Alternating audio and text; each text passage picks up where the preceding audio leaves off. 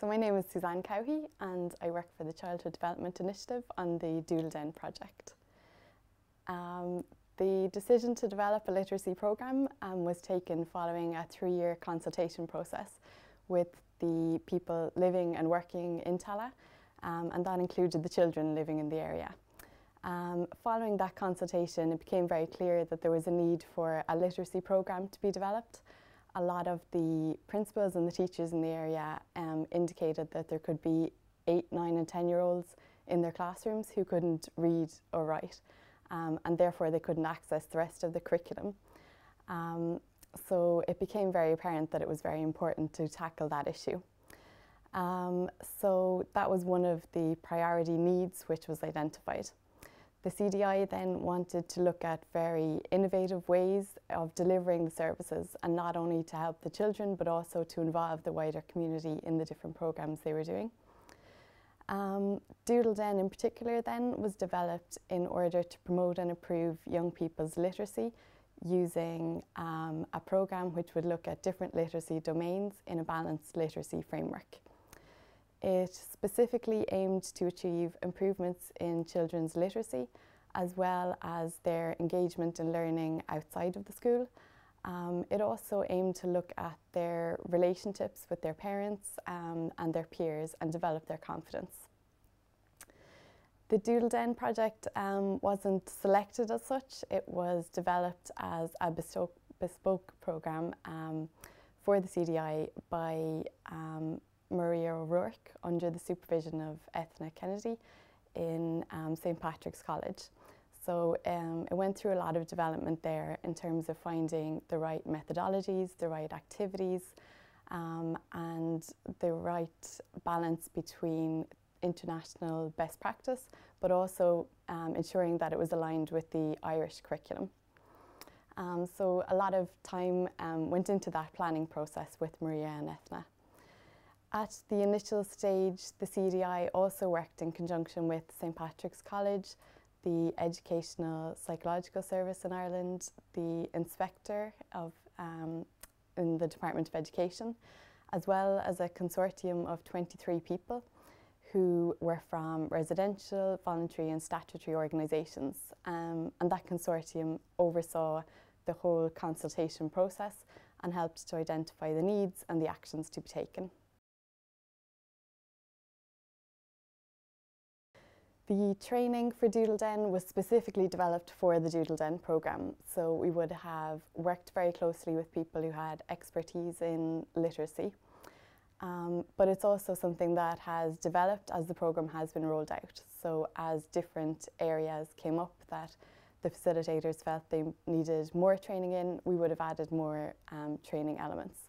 So things like differentiation, co-facilitation and how to integrate the centre activities, which are a big part of the programme, into the programme. I suppose some of the challenges at that stage included the concept of a manual.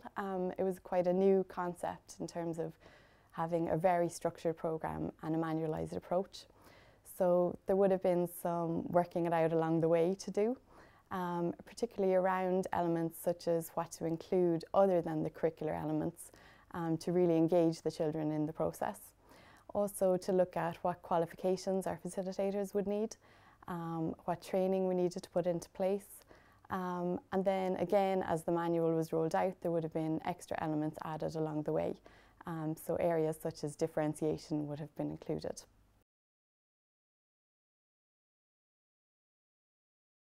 During the initial implementation stage, the programme was run by 2 service providers in 7 different settings, and it involved children from 8 different schools.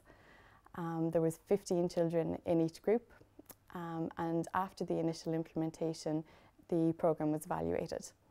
So the implementation would have been supported at that stage by booster training sessions, having community of practice meetings with the facilitators where they all got together. We also would do on-site visits where we offer on-site support to the facilitators. There's an online members forum, and more recently we've developed an online Facebook page for the members and a Doodle Den website. So the programme was rigorously evaluated then by the Centre for Effective Education in Queen's University in Belfast. They carried out a randomised control study and also a process evaluation. So in terms of the randomised control trial, they would have used 3 cohorts of children across 3 successive years and looked at the benefits that they were getting from the programme. The study then showed that on average the children that were attending Doodle Den had a 7 percentile point gain in their literacy ability, and when teacher opinion was taken into account as well, that increased to an 11 percentile point gain.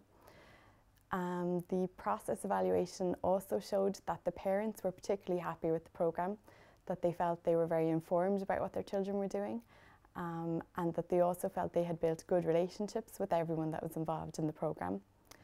The facilitators themselves also felt that they got good support from the CDI and that they could see there was better relationships between the parents and the school, and that the parent involvement had definitely improved after the programme.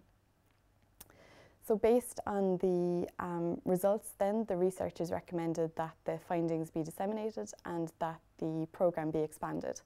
So currently Doodle Den is running in 20 sites in Ireland. There's sites in Dublin, Limerick and Carlow at the moment. We're also rolling out a pilot programme for a follow-on programme from Doodle Den, which is called Doodle Families. And that's going to be piloted very soon, and that again will be evaluated. So that's for children who have completed Doodle Den and they're going on to this new programme. It's based on best practice in terms of family literacy.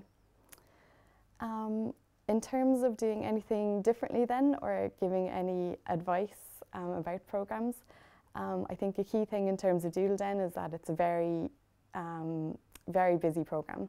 So there isn't a huge amount of time for facilitators to relax. It's all very much moving from one activity to the next, and the programme is very activity based. That can be something that facilitators find difficult or challenging at the beginning, but I think that as the programme progresses and they can see the children really getting engaged in that type of programme, that they're very enthusiastic about having an activity based programme.